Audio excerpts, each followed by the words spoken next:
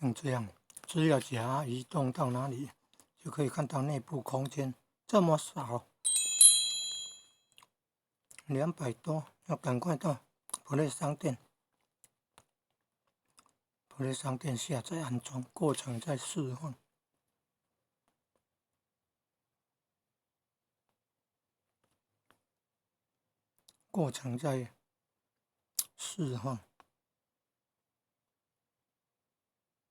点按安装，因为空间不够，它会要求你释放空间，有没有？要点按这个地方进去，设定储存空间那边删除，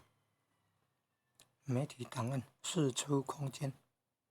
点按这里进去，找到快取资料，快取资料，快取资料那么多，不无少补呢。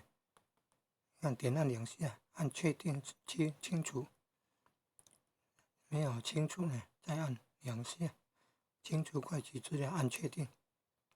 大概按2次就会删掉了。注意看，你看可用空间已经增加那么多了，增加到变成700多了。